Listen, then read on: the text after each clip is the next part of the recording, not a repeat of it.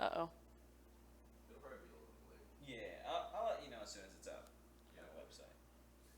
Testing one, two, There you three. go. You're about 10 seconds away. Uh-oh. Oh, really? I'm not. I'll refresh. Okay, there we go.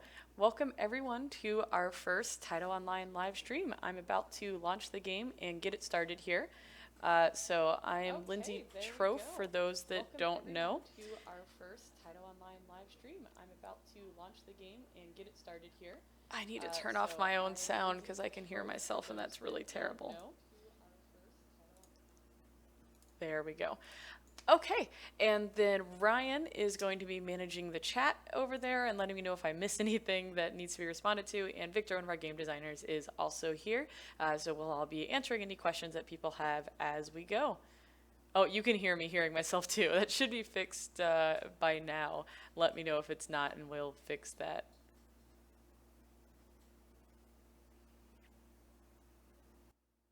It's our first live stream.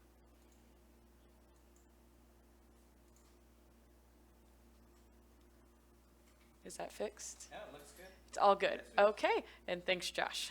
So I'm gonna go ahead and log into the game here.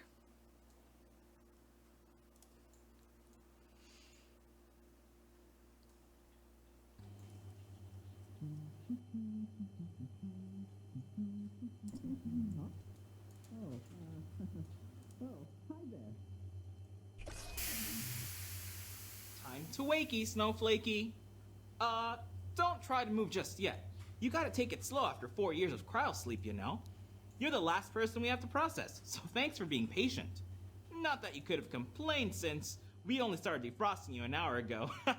Please stay on task, Joel. Right. What's your name? So we're starting from scratch through the onboarding here, and let me know if you guys can hear the audio. I see you can, because somebody's commenting on how much they like it. Perfect. Okay, so we're just going to go ahead and set a boring name here so that we don't steal somebody's name that they're going to want in the future, and keep going through that. Cognitive recall function nominal. Ding, ding, ding. Yeah, we already knew your name. We're just making sure that your brain isn't broken. Since we're getting introduced, I'm Joel, and this is Liana. I'm Dr. Sen. Joel, please control your unprofessionalism. Sorry, Dr. Sen. Just trying to break the ice. Get it? These are Caroline's great jokes. Please study your features. Your appearance should be identical to how it was when you emigrated from Earth. Okay, so we're going to set up a fun character here. As you see, we set it to do body types. Doctor, right now, what we did just... the cryoscientist say we to have her audio assistant? going.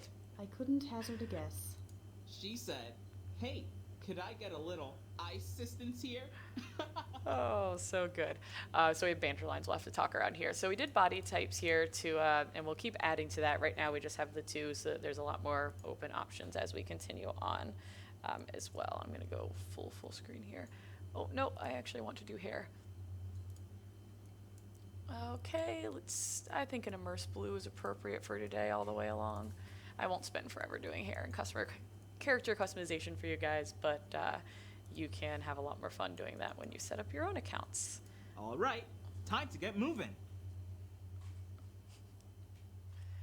Victor actually voiced Joel, and we've actually been out of town. Testing rotational excursion of neck. We've been out of town for months. I need you to turn your head to look at these 3 lights here. I have to wait. So it's going to be pretty entertaining because some of the new team members we have actually never even met him, and they're a little freaked out about having Victor and Joel in person.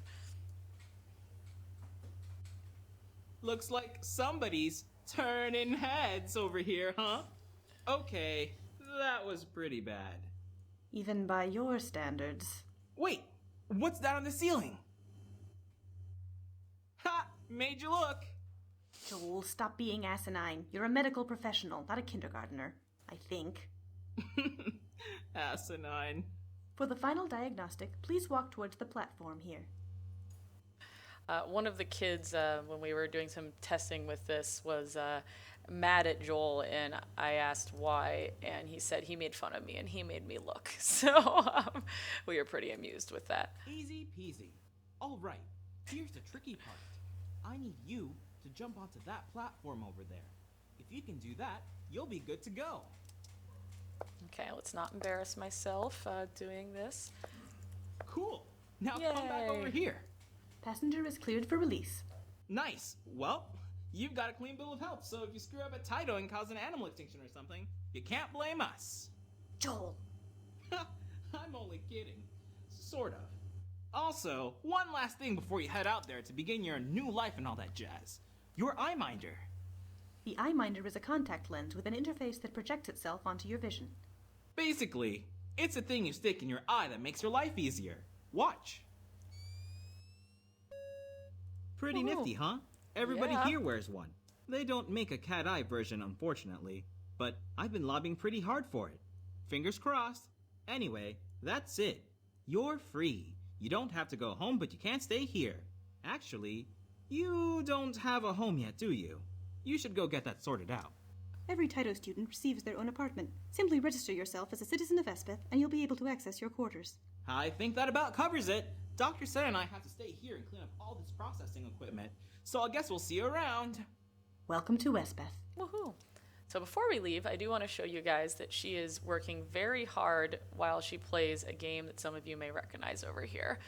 So that's an amusing detail that some people might not notice, and some of our artists might be mad that I pointed out. But we have some great signs as well with some information. So, yep, that was the onboarding, just kind of a, get yourself oriented, and we'll continue on with the quest there.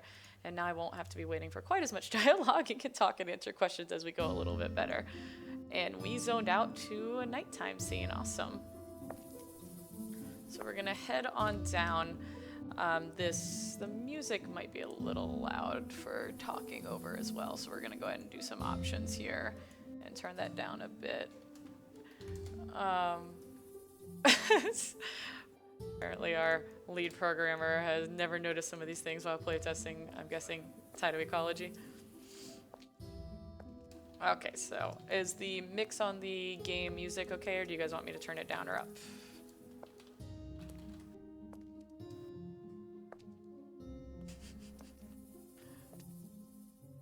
I did not know that the posters said corgi backwards. That figures.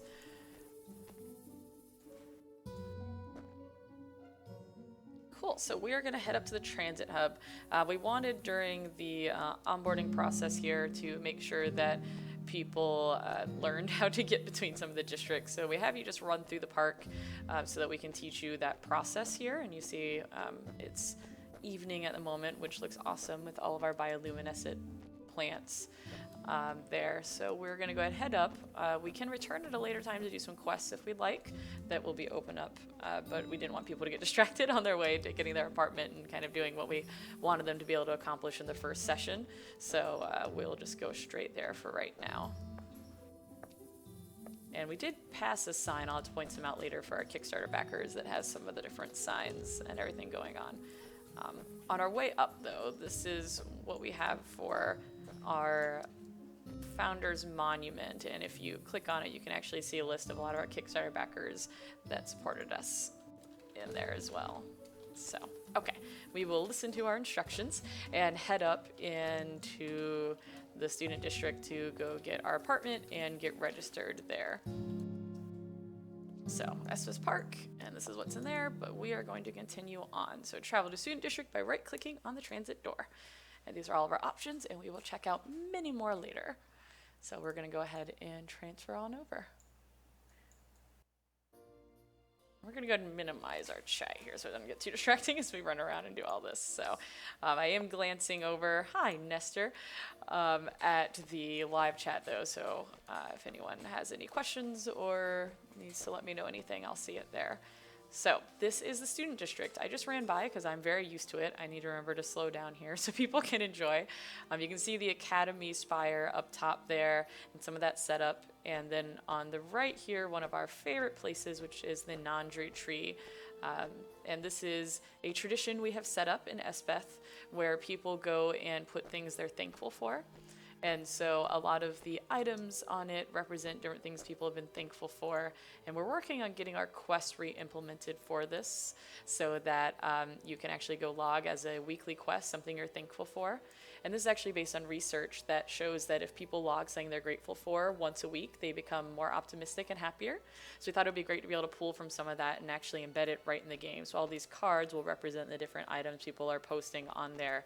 So we did that in prototype form, but we have to get it into the full live game. And of course, it's just an awesome plant. So at the moment, we just have a little dialogue around it where you can talk to some of the characters to get an idea of this, although the quest isn't implemented yet. So you can chat with some people about kind of what this means and what the history is, what the Nandri tree means, so that everyone visits it to put a tag, and it's a tradition to put something that you're thankful for. So I already explained all that though, so I'm going to go ahead and exit right now and go ahead and continue on to go to the Tyto apartments. But yeah, that tree is pretty awesome, and it's one of our favorite spots in the city. So head under the tunnel here with our nebula plants and go get a setup with our apartments.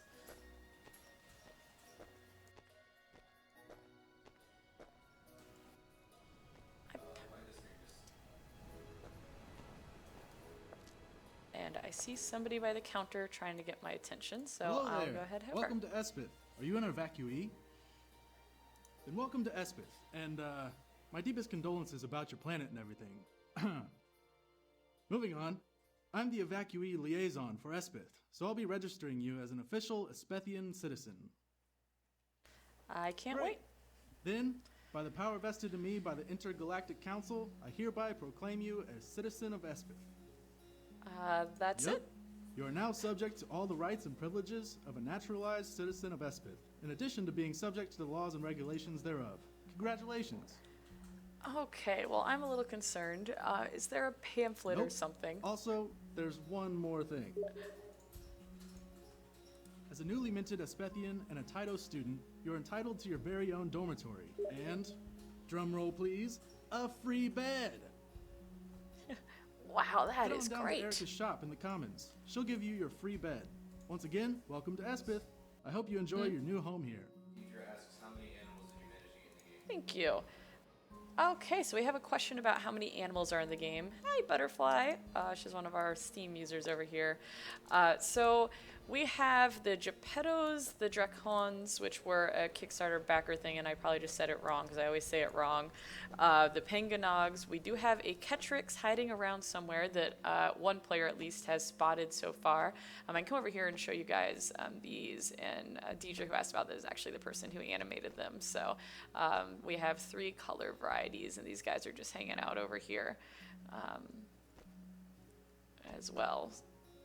And I think that might be it for the ones that we created. Oh, we have flitter mice as well, which are kind of like a butterfly-sized bug hanging out.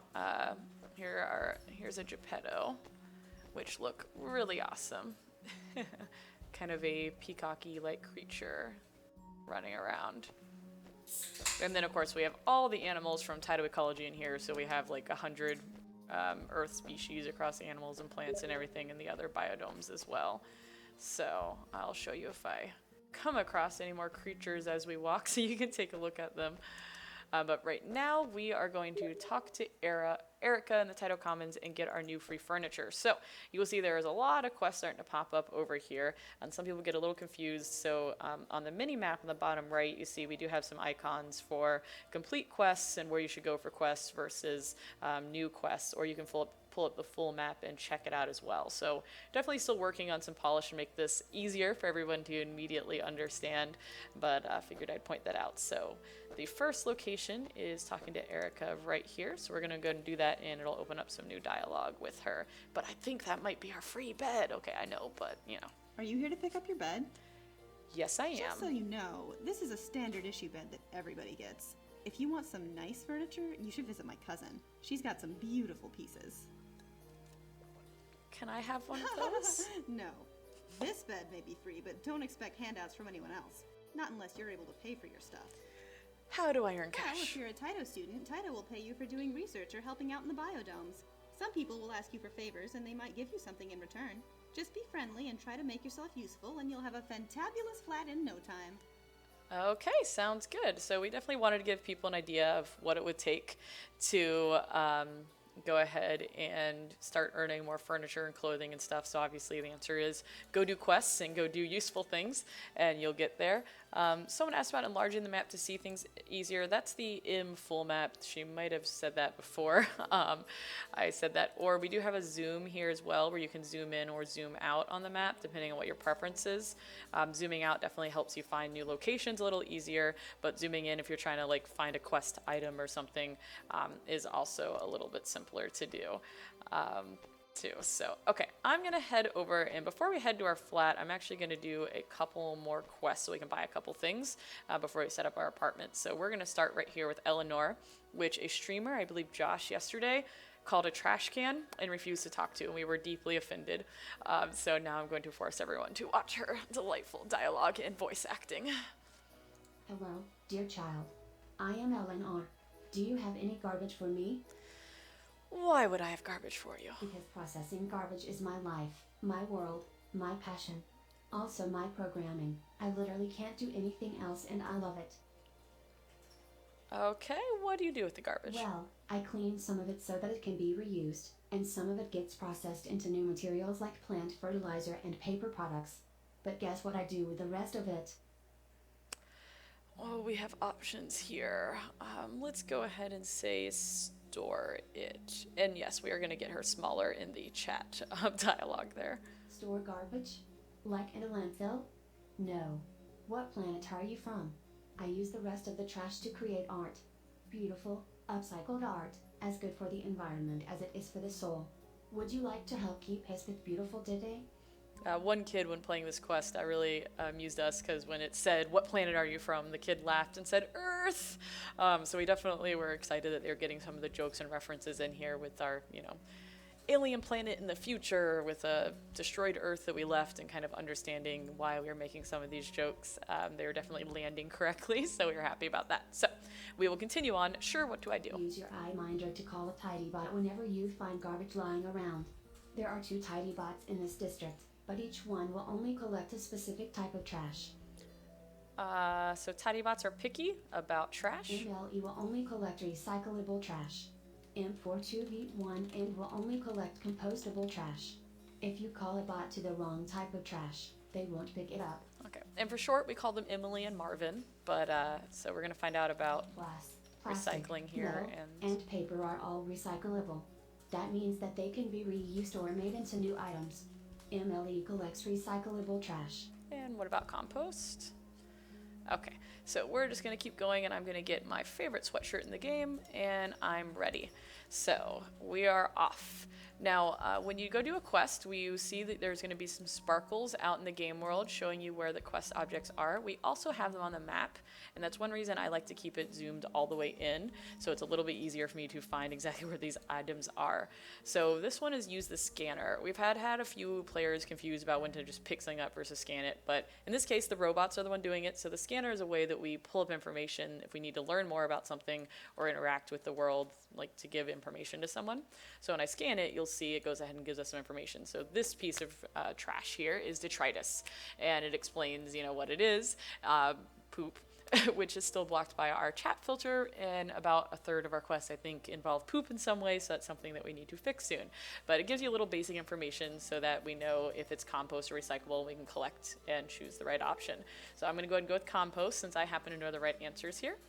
Right now, we just have this feedback on the top of your screen telling you if that's theirs or not. We're working on getting kind of the scripting system for responses, so it's a little scalable, implemented, so actually the right robot would come and pick it up for you as well, so that we'll have that extra piece of feedback here. Okay, tufflet leftovers. Take a buffalo fruit and deep fry it in oil to create this tasty treat.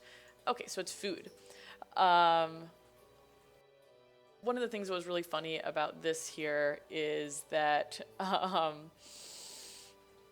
the first time we did this, we actually forgot that everyone didn't know what everything was, so we didn't have any description, and the kids had, of course, no idea what a tufflet was, so there was a reason that we put in all these descriptions. Just the little things you forget when this becomes your life for a long time. Okay, so I see a lot of discussion going on about the scientific word feces and also scat are scientific words around poop. We try to vary it up when we talk about our poop for sure there. So I see someone said the game froze. I'm going to assume since only one person said that their internet just needs to catch up a little bit here. So we will continue on, and root beer bottle or Oswell's, which will be in the game later. You will learn more about him as well, but we'll go ahead and grab his root beer bottle.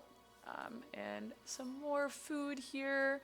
A Buffo Rind, who is next to Espethy and Kyle, who is actually one of our Kickstarter backers, who is a software engineer as well. So he was excited to find himself in the game. Some of the Kickstarter backer things are going to be a little harder to find than he was in the game. So have fun with everyone who's trying to find their own things. Okay, one more piece of trash here, paper. Awesome. So I'm going to go turn it back into Eleanor. It looks like Steven's doing the quest at the same time. Oh, her colliders are a little off. I'm really impressed. You put so much spoiled food to good use by calling in for 2v1 and to get busy composting. And you sure have a knack for finding glass, plastic, and more to recycle. I've never had so many beautiful art supplies at my disposal. Is that a recycling joke? I guess it was. Didn't even know I could do that. Well, here's your reward then.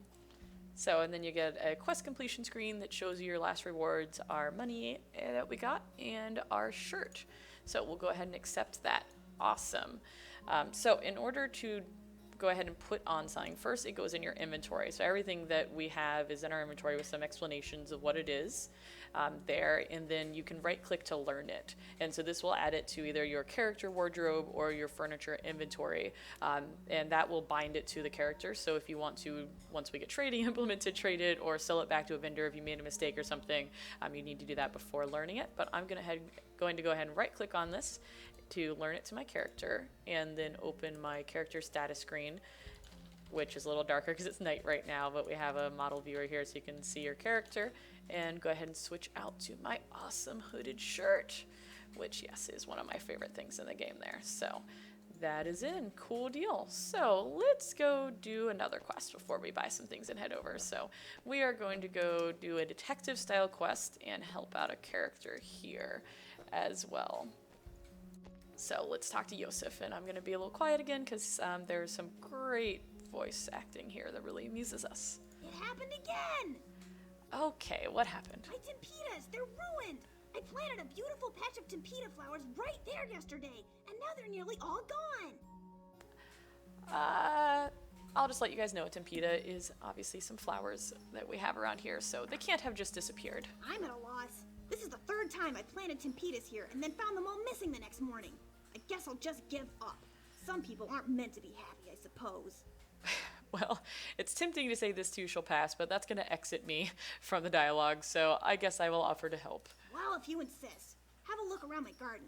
There isn't much to see. You're probably wasting your time. Okay, well, at least I will get some nice boots, and so yeah, we'll go ahead and get to the bottom of this. Okay, so this is one of our simpler quests that is in something called detective mode. So we have this little number 2 ability called observation that helps you look around for different evidence in the world to find that. So you see our quest tracker on the right here says that we want to use the observation ability to find evidence. And so this is kind of a simple supplemental one to get used to this quest mechanic. We definitely have some tougher ones that are linked right to ecology standards later. And so I have 0 of 3 evidence collected, and I can take a look and I say I have 3 empty slots here, and I want to try to find out why the timpita plants are disappearing. So I'm going to go ahead and put this on, and you see my screen darkens, although it's already kind of dark because it's nighttime, and the evidences are over here lit up very brightly because it's dark. So if I go ahead and select that, oh, it looks like I didn't select it before the ability wore off, whoops. So if I go and right click on this, it says chogwigs, which, oh, I forgot chogwigs, sorry, they're in the game too, are camouflaged in the grass. And so I'll go ahead and find my next piece of evidence here. A chogwig has a timpita flower in its mouth. As I said, this one's a little bit simpler than some of our detective quests. And there's one last evidence over here that we'll grab. First, I'll show you the little chogwig over here, who's kind of a hedgehog-like creature that blends in with its environment over here. And they seem to be coming from a nearby cranny in the game world. So we're going to head back. I think we have a theory about what happened to the Tempita plants as well, and go ahead and turn it back in. So why are they disappearing? So down here, I can choose one of my first options here. And so this, in terms of learning, and as I said, this is one of the simpler ones, just get used to the mechanic, is going through and collecting evidence in order to try to figure something out and draw a conclusion and convince someone based on some data and evidence. So right here, I can choose what I think's happening. They're either dying from malnourishment or they're eating them. So this one was pretty clear here that they're eating them. So I can go ahead and proceed, and I have all the evidence I've collected. You can actually create these arguments as you go, or you can wait till the end, whichever you want to do. So I decided to wait for the end here. And so I'm going to go ahead and say a chogwig had a tempita in its mouth, and they're coming from a nearby cranny. That is my theory, that they're being eaten. I should have known. And so we're working on getting some voice acting in to actually when you give the feedback. And you can see the convincometer here went from red to green. So obviously this one's pretty simple and I got it right, but there will be times where you'll have up to 3 different arguments right now that you have to make to fill this out, and you might only get into orange or yellow and kind of have to keep working. And you can actually do this at any point, so if you have a little evidence and want to play it against them before you've found everything, you can give that a try. These wretched creatures are behind it all, hmm? Oh, it looks like a little of my screen is cut off. I was just pointed out so you can't see the meter. So I'm actually going to Alt-Tab out and fix that real fast in the stream. And somebody asked what happened when you picked the wrong answer. Okay, I can fix this. It's a little late because I just moved on, but in the future you should see the whole screen now, I believe. And somebody asked what happens if you pick the wrong answer. If it's the wrong argument, they won't be convinced no matter what data you have, so you'll have to go back and choose a new hypothesis and keep working on it. So sometimes it'll say, like, okay, the evidence looks good, but I'm still not convinced, so you'll have to go edit that. So, okay, I wouldn't call these creatures wretched. The nerve! Do they think I'm running a free buffet over here? Those dirt-sniffing little flower takers! Brr! Pets, I don't know, these are kind of adorable. Abominable! These creatures have destroyed my Tempita bed, and I spent hours on it! Not to mention how filthy they probably are. Blech! To think that they've been so close to my home this entire time. Get them to a zoologist. These animals are a menace and a public health hazard. Okay, I'll catch all the animals in your garden. Okay, so the next part then, I'm just going to go grab them. And so this one's a simple collection quest where I just right-click on them as I find them and pick them up. And I will be and look how cute they are now that it's daytime and you can actually see it better. Oh, I just lost it. That makes sense since it's camouflage. Or did I accidentally click it and pick it up already? I don't even know. They are really hard to see because they are made to blend into the grass. Well, there's a little camouflage guy. And, well, there's one that's apparently buried in the ground. Whoops. And let's go get the one back here in the cranny, who's also buried in the ground. Poor guy. Okay, so we're going to head up to Alicia, who does a lot. Oh, we missed the elevator. We will have to wait. Upstairs. So, no, I don't think you should turn your mice into Eleanor the robot. But, yes, as we keep going, we do want that to be a replayable quest that you can continue to turn it in. And once we get more crafting options in the game, we will definitely be doing some cool things where you can get crafting materials with her from that and stuff. But that is yet to be implemented as well. So, we're heading up to the Bell Jar Cafe. Over here, which Alicia is near the Bell Jar Cafe. So I'm going to zoom out. She's actually over there, but I'm just going to show you guys real fast because the cafe is really, really cute. And it is actually all the proceeds from the cafe, as we will learn here, all the benefits go toward the animals and residents at the rehabilitation center. So Caroline was very concerned and made sure that it was a vegetarian cafe. It's Tufflets, Buffo, and Pigia that is used. So the cafe food in no way has anything to do with the animals. They're just happening to be nearby so that people can go ahead and watch the animals in the rehabilitation center. We have some panganogs and other creatures in here that hang out in the rehabilitation center that need help while people can snack outside. So we had a lot of fun with all these little details that make the world feel much more alive as you go through there as well. So, okay, we're going to go ahead and turn this question into Alicia. Hi, stranger. What have you got there? These animals were causing garden trouble. Let me have a look. Oh, these are just chogwigs. Chogwigs are so cute. They're one of my favorite animals in Espeth. Let's say, are they dangerous? Because Yosef seemed kind of concerned. No, not a bit. Well, I guess they're dangerous if you're a flower. Chogwigs are shy around humans and other animals, though. They usually come out at night to eat fruits and flowers. During the day, they hide in the grass. Well, they're adorable. Okay, she agrees apparently. That may have ended faster than we meant it to, but we got some new rewards. Yay! Let's go ahead and put on our fancy new boots, because I'm pretty excited. There we go. So we'll keep working on that and expanding it out. So here's some of the Geppettos, which obviously are around getting leftovers that people drop as they eat it at the cafe, of course. So up top here, just to show you around a little bit more, you see Tyto Academy, which currently you can't do anything in because who wants to go sit inside a building to learn? But it's a really pretty building that you can enjoy. And in the future, we do think we'll put some cool things in here. Perhaps more you can do with some of the animals you're rehabilitating and a kind of starting hub for the quests. But as of right now, it is just kind of there. So, there's another quest up here. Maybe we should go do that first. Never mind the grass growing out of the concrete. Life will find a way, right? Normal.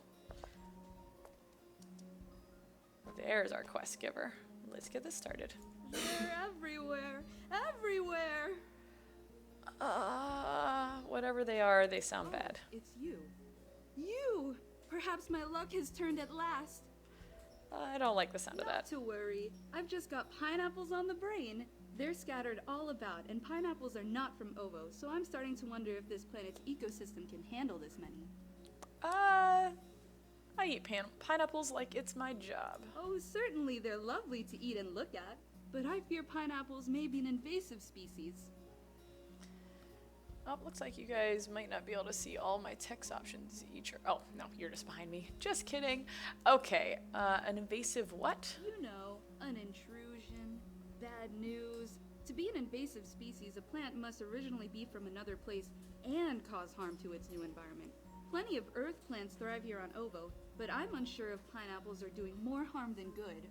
And just for those that are curious, the earth plants that are here on Ovo we actually have our biodomes, and we'll go check those out in a little bit, which have a lot of different earth ecosystems in them that are housed and are not generally mixed in with other things because, as you see, they might cause an invasive species. So let's go ahead and ask, how can you be sure? That's exactly where you come in. Of course I do. That know-it-all scientist Kendall wants proof that pineapples are invasive before we sound the alarm. So I need you to track down some detritus samples. Ridley detritus samples, that is. Poop, right? You want me to scan poop. It's, poop, yes. They sure love to eat pineapple, so maybe we can learn something from their droppings. You're not afraid to get your hands dirty, are you? I waited all day for someone like you to come along. There's really no one better for the job. I'm a pretty legendary poop gatherer. I knew there was something special about you. Yes, I'm very special. There's plenty of Ridley detritus near the apartments. Collect some and report back to me. They should help us determine if pineapples are truly invasive. And, wash your hands afterwards, Okay, your gross wish is my command. We'll go ahead and head over. I think I'm being stalked by this guy Nestor, who is jazz handsing at me. Yep, I'm definitely being stalked. Okay, so Ryan just did a crazy jump. Oh, there's a lot of people following me around. Okay. Hey guys following me around, maybe you can make some tweets about the stream. So one cool thing that the kids really enjoyed in playtesting is, since we have to head down to scan the poops, is that there's no fall damage, so you can just go jump wherever you want. With a nice thud. Beautiful. Okay, so we are going to scan the poops of Ridley turtles. So I'll go ahead and pull out my trusty scanner on all this poop and analyze. So it looks like it has a lot of pineapple seeds and only a few buffo seeds. The tail we shall weave.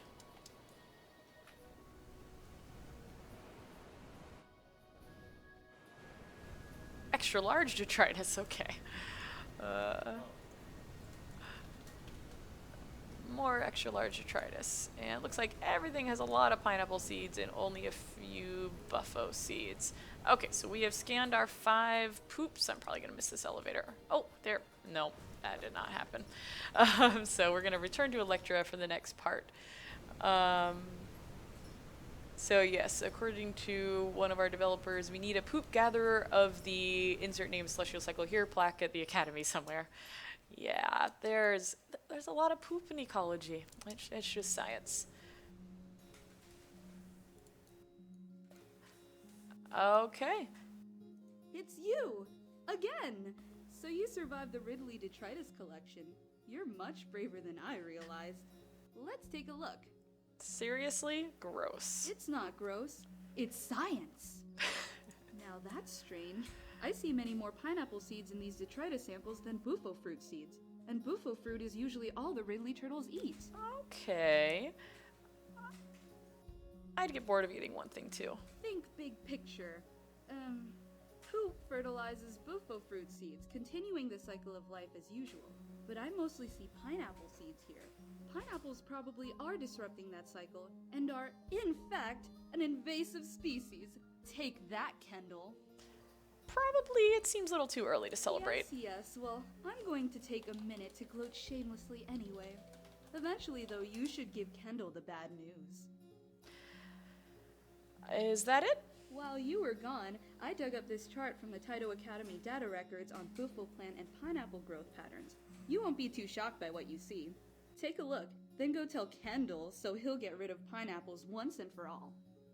I'm on it, happy gloating.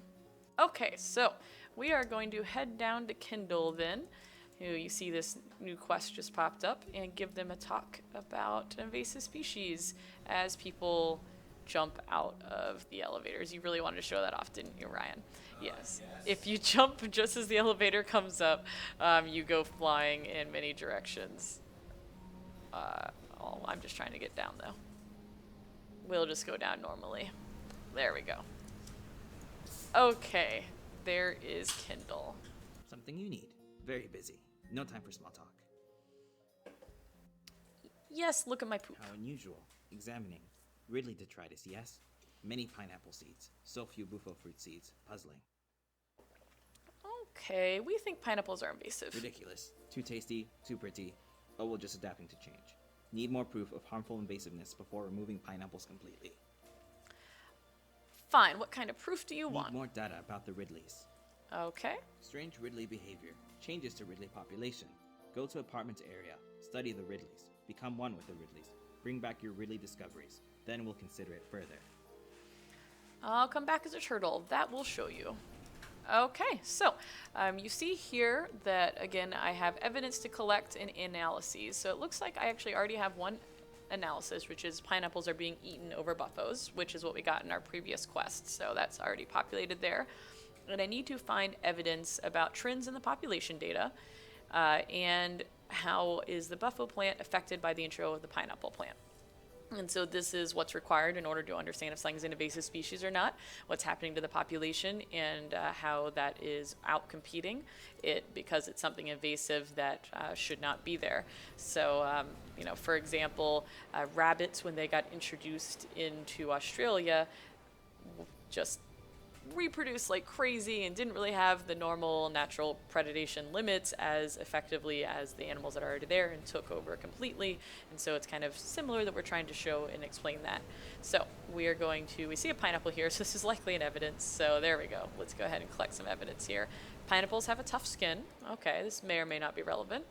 What else do we know? Fewer buffo plants are reproducing, so they're just kind of sitting here uneaten on the corner because our Ridley turtle that normally eats it isn't taking it. And for those that want to know, this is actually what a buffo looks like. This pretty plant here looks like one Ridley's checking it out, and they have these awesome fruits on them. But perhaps pineapples are more tasty. So we're gonna look around. There's one last piece of evidence, it looks like, over here. Poop. Buffo and pineapple seeds are both in Ridley's stool because it eats both. Okay, so we're done with our evidences and we have analyses. So there's this image analysis here that has a 2 badge on it. So that's an indicator that there's some image analysis that has to be done because our last character told us that she had collected some population data. So we go ahead and pull that up. You can't do ecology without some graphs of population data. So you see here that the pineapple looks like has been going up recently while the buffalo population has been going down. I know this is probably going to be a riveting surprise for you guys. So the pineapple population is increasing over time. So we're going to go and submit that. And ideally we'd have these both at once, but we need to get that fixed up. So we have one more image analysis to do with the same one. So the buffalo is decreasing over time. And we'll go ahead and submit that as well. So we are done with all of our evidence, and we can go ahead and take a look here at what we have. What trends? So we know that the pineapple is increasing while the buffalo is decreasing, so we have that. And then our competition, pineapples are being eaten over buffos. Therefore, actually, let me show you guys what will happen if we get something wrong. Let's just go ahead and put some irrelevant ones in there so you guys can see that. So remember, don't make fun of me. I'm doing this on purpose. So we'll go ahead and talk to Kendall over here. And we'll say that it is invasive. And all of what I did is pre-populated, and I could go and fix it in here as well if I wanted to, as we go ahead and submit the argument. So for some of the more complicated ones, this is nice, so you can do it as you go. And so it looks like you will be able to see the whole meter this time. Cool. So I'm going to go ahead and argue this. So he says insufficient evidence, and you see I'm in kind of the yellow area here, because this one is marked green, that the population is good, but this one he's not so sure about. So I'm going to go ahead and clear this one out and try again. So pineapples are being eaten over buffos, therefore fewer buffalo are reproducing. And argue, and there we go. And obviously this will be a little bit more rewarding when it's voice acted. You're right, great data, and the convintometer is up. Awesome. So let's go ahead. Again, exhausting my patience, unless you found something. Yes, they're competing for sweet, sweet turtle poop fertilization, of course. Competition. Bufo fruit losing out to invasive pineapples. Bufo soon extinct if pattern continues too long. Okay, I'm glad you finally believe me. Yes. Electra gets her way. Again. Go uproot all pineapple plants in apartment area. Save one for me. Okay, on it. So let's go ahead and go pick up the buffo plants, or sorry, the pineapples here. We want to leave the non-invasive one, clearly. And after this, actually, we could go ahead and head over to the rainforest if you guys want to see where these were supposed to be. Not really sure how they got out. I'm going to blame Mr. Tips the Panganog. He probably grabbed a seed and messed things up. Right, Caroline?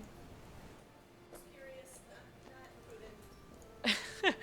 Apparently, that's a spurious accusation. Okay. Pineapples all gone. Farewell, tasty treat. Thanks for saving one for me. Always surprised by such kindness. Here, for your trouble. She was right. You're right. Should listen to Electra more, especially with such good data. Remember to pay attention to people and data. Real scientists pay attention. I'm a real scientist, so that's Good. what I'll do. Is there anything else? Still here. Yes. Bye. Okay, bye, pineapple robot. Okay, ooh, I got my lab coat. Let's go ahead and get that on. Lab coat, very fancy. I saw Veronica comment about lots of purple in the world making her happy. There was actually one like 9 or 10-year-old girl who was play testing last week, and she got the Dragon Rider hair, which is what I'm using right here.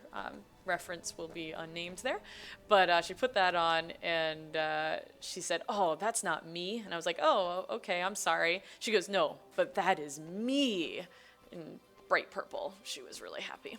So before we head over to the rainforest, I'm actually going to run over through some of our hangout areas and buy a couple more pieces of furniture so I can show you guys the customizable apartment.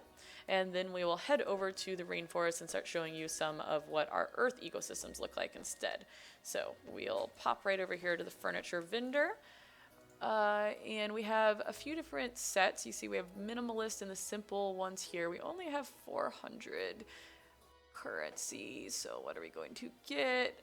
Let's see, we already have a bed, so let's go ahead and grab a end table. Cool. And I'm actually going to hop over to some of the decorations because I really enjoy those. We have a variety of lovely books available in here with references. I'm a fan of this book, and I'm going to get a orange sprout bowl and my favorite lamp. Let's see, I have 260 gold. Yeah, let's get some flittermouse lights. Who doesn't like them some flittermouse lights, right? And a fancy rug. And now I'm gonna head over to this vendor, and I'm cheating by, of course, not walking outside and walking inside their vendor shops.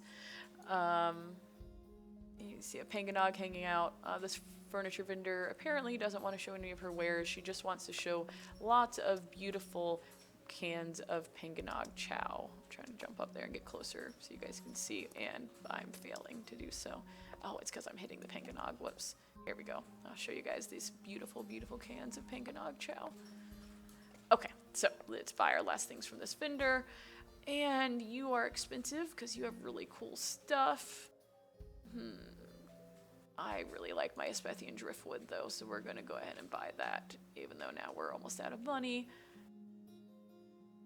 Cryo chair? No, I can't buy that. Okay, that's good enough. So we are going to head over to the apartment to show you guys these awesome pieces.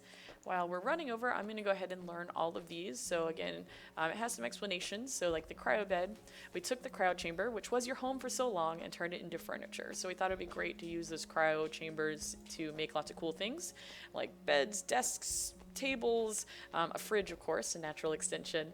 And so there's a lot of cryo furniture, which is why you get that right out of the bed, or out of the gate. So recrete, which is this concrete-like you see everywhere, sustainable building material, an end table, my book, a rug, which doesn't have a very creative description yet, my mouse lights, and my starry moon lamp, my orange sprout bowl, and my driftwood paint pattern. Cool. So this is the apartment. You'll see a beautiful view of the biodomes out here. This is where our Earth ecosystems are housed. We'll have to use a transit center to get to those. And some awesome hangout areas. At the moment, we haven't built interiors for very much of it, so these doors are closed off, but that's something we'll continue to add to. It looks like a nice hangout area with a pony corn and a blanket. So let's go ahead and head into our room. Okay, so this is our room. It has a very tall ceiling because otherwise you can't zoom your camera out very much. And you can see out into the ocean from your room. So it's a really great view, and it's pretty plain right now. So the first thing we are going to do is go ahead and open our wall and trim paints here.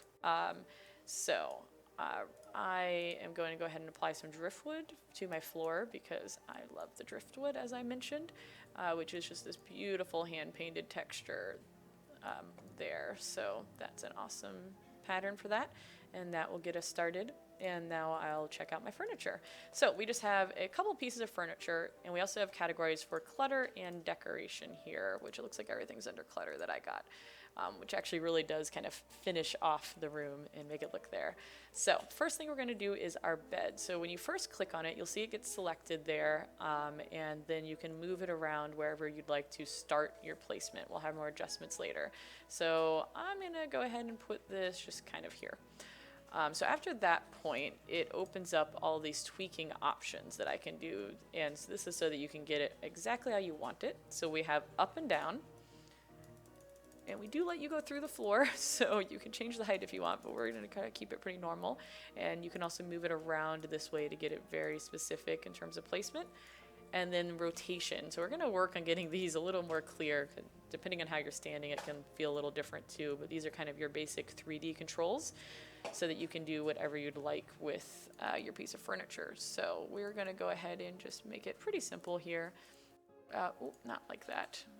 We'll just leave it straight, but put it back towards the wall. And if I walk over here, I can see it's not quite towards the wall, so we'll keep going.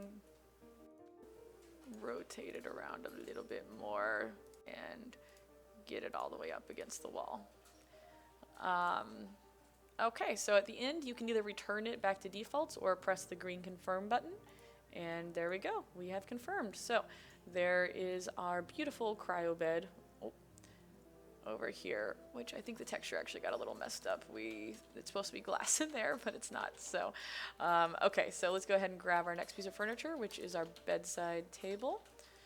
And so that one, I'm going to want to rotate around and set it next to my bed. And I'm not going to spend a ton of time making this perfect right now because you guys probably don't want to see how crazy I get about those things.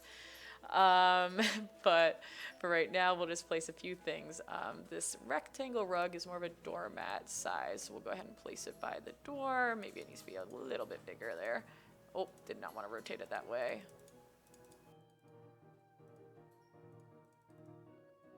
Okay, well, we'll just leave it a little skewed rather than trying to make that perfect forever. No, I don't want to travel out. And now to put some of our decorations. I really like the clutter items here. So first thing I'm going to do is go ahead and place the book. So you'll see that when you go to place something, it tries to snap to whatever surface you have. So down here it's on the ground, or kind of can go at an angle depending on what you're on. The system isn't perfect, so that's one reason we have the tweaks. So you can kind of get it close, and then you can tweak it to however exactly you want it to look as you keep going. So if I wanted to, you know, adjust this book very slightly so that it is perfectly laying on the pillow, I could do that after I place it down there. Perfect. So I definitely want my book on my pillow so I don't forget to read it tonight.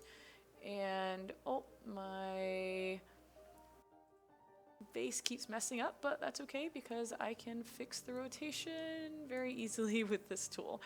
And we're going to definitely work on improving that so that it gets closer for you the first time, but that way you can make sure to get stuff you want manually as well. Oh, somebody's realizing that we have a much better system than last time they customized. So this is one of my favorite lights here. So we're going to go ahead and put that above the bed. And let's see, we're going to pull it out from the wall a bit more here. Lovely, lovely. So it's becoming nighttime. We have a lot of lens flare. We need to really back that down right there. So it's obviously a little bit hard to see with some of the lens flare that happens here. And the flitter mouse lights, I think we have enough light over here. Let's put the flitter mouse lights over here just for fun so you can see what these look like. So I'll go ahead and rotate them up against the wall a little bit better and pull them out of the wall since apparently I put them inside the wall. And I'll just go show you guys what that looks like real fast. So they're teeny little flitter mice from back in the game world, but lit up as lights. So, okay. Well, we could spend all day in here, but we are not going to. This is our first little room setup and nice little vignettes. You can do a lot of real good stuff with a lot of the clutter details and painting everything however you want. Which obviously can be pretty motivating. In our play testing, we saw, we even had kids with temporary accounts saying like, oh man, I have to go do a lot more quests because I need to get more stuff for my room and more clothes and all sorts of cool things. So awesome. I love this area at night. We're going to go ahead and head over to the rainforest now as a nice first place to show you guys. I'm just looking at the comments right here on that. Yes, no, the room doesn't need more green. The room is pretty small right now, but we went ahead and made it kind of a base size room because you will be able to upgrade and maybe move to a new district and things like that later. And so we wanted to start with something basic. This is just a free dorm everyone gets and gives you more to work towards as you do different activities as well. Okay, so not all of the quests are voice acted yet. A few of them aren't like this. So this is a pretty simple quest we have that they're just asking us to return a wig to Cherie in the Amazon rainforest. And this is so once students have done different quests in this area, they will go ahead and know that they should go to the transit center and the Amazon biodome and check that out so that they don't miss that. Oh, and here we have a player as a bunny. So yes, there is a quest that allows you to turn into a bunny. You will have to figure out where that is yourself. Ha ha ha, unless we get there during this, but I don't know, we have another hour. So, okay, we're gonna go ahead and head over to the rainforest. And we will make bigger rugs. That was a doormat, okay? That was just a doormat. So everybody, welcome to the rainforest. I'm gonna go ahead and shut this down. Oh, you recall that you have something to return to Shuri. Yeah, whatever. That can wait. So, this is our rainforest full of, I'm probably going to say all the names wrong. Caroline's going to reprimand me. Acai palms and kapok trees and strangler figs. Close enough. Okay, good. There's Cherie with Mr. Tips, one of our awesome friendly pinganogs hanging out here. So let's go ahead and chat with Cherie. We're going to return a wig first. Looks like she has another quest for me already. Okay, what do you have there? Joanne says her costume was a hit. She completely forgot that she even gave the wig. She's glad it's there. Weird concept, though. Okay, I have to ask. What was her costume? You know that annoying pop band everyone loves, the lens flares? No, but I know I get a lot of lens flare in the game. Nice reference, Caroline. She went all 7 members at once. It was kind of amazing, but also way too many eyes. Anyway, thanks for bringing my wig back. What do we say to the nice student, Mr. Tips? Mr. Tips? So rude. Aw, does he not? He doesn't like me. Okay. So let's go ahead and do our next quest. And so we're going to work on voice acting. We're debating letting people just submit things as well. For that, we'll have to see if people want to submit voice acting or versus us do it ourselves. So, hey there, welcome to Amazon 2.0. Right, because this is a new one. My name's Cherie. This handsome dude right here is Mr. Tips. What exactly is Mr. Tips? He's a pinganog. What's a pinganog? It's an Avonian critter. Yes, I'm reading all to you so you guys don't have to sit here in silence. Panganogs are super intelligent, highly curious, and very cute. They live in trees and are pretty common in Espeth. A lot of people keep them as pets, actually. Does he live here? Nah, he only hangs out here when I'm working. He fell out of his nest when he was a baby, and I found him, 10 years ago? We've been inseparable ever since. He goes everywhere with me. That's neat. He's a good buddy, and he almost never steals. Yeah, I'm sure the pineapple isn't his fault, Caroline. Anyway, enough about Mr. Tips. It's time for your rainforest orientation. If I have to. As you know, all Tyto students are allowed to use the biodomes for research, but I'm not about to let you loose in here right off the bat. Some of these animals and plants are the last known members of their species. That's reasonable. You have to treat this plate with respect and care. Okay, I'll be very careful. It's your lucky day because you get to play with the animals right now. And by play with the animals, I mean go collect poop samples. Of course you do. Of course you do. I need to collect poop samples from around the biodome. This will help us make sure that the animals in biodome are healthy. It's an essential part of proper biodome maintenance. Remember, we need fresh samples, so the smellier the better. But hey, at least I get a table. Okay, I'll be back. So, I'm going to head off to the rainforest now to collect some poop samples. And you see now it's daytime and quite pretty looking over here. So if I look at my mini map, we went ahead and marked the samples so it does not take you 5 years to find everything. The point isn't to waste your time, it's to do fun things that also help you learn science, like collecting poop. Yay! Right, everyone? We like collecting poop. I promise that it will do something else soon. Okay, so we're going to head over and keep grabbing some poop samples. We're at 1 out of 8, and it's going to continue to count as I find new poop samples. Some of these beds are a little hard to get up. There we go. There's my next poop. Good jumping ability. Okay, are there any questions? Oh, apparently someone misspelled Mr. Tips. Whoops. In the YouTube chat, not in your dialogue, Caroline. I just got the deaths there. Oh, there's some animals over here. We've got jaguar and a goody. We still have to clean up some of their animation walk speeds and stuff to make them look okay in this game. It did not translate over from Tyto Ecology very well, but there's some creatures. Caroline says that their sliding animations are just a side effect of the cryo sleep when they had to travel here too, obviously. Okay, so it looks like the rest of our cryo poop is really far away, or our cryo poop, our poop samples from not cryogenically frozen animals are pretty far away, so we're gonna head over there to get 4 more poop samples and then turn in this quest. So, right now in this version, you can't click on all the plants because that would make it pretty much impossible to click on anything else, but I know in Tyto Ecology, you can click on them. So once we get our Create Your Own Ecosystem in, you'll be able to learn a lot more about all the plant species as well, and be able to reference your biodex, which we'll be getting into this game too, so that you can read up and figure out what all of these things are. But I happen to know, haha. So this is papaya, which looks lovely, and we have our palms, so and ferns and orchids and all sorts of fun things. Ah, ocelots. Scampering ocelots, having fun. Okay, more poop, more poop. Gotta get poop. And just 2 more poop samples to go. Jump, yay. Okay. Last poop sample to go, right over here. And some beautiful heliconia. Yay, okay, so we're gonna head back in. Ooh, lots of agouti capybara right here. Must be chomping on some ferns and orchids. So we're gonna head back and return to Cherie in the Amazon biodome now that we've collected her poop samples. Earn me a table. Okay, are you ready to do some serious biodome work? I am so ready. We know who left us poop, but we still aren't completely sure which species are being eaten. What you need to do now is gather DNA samples from different animal species in the biodome. Your iMinder will tell you if the DNA matches the DNA from the poop. Okay, how do I get the samples?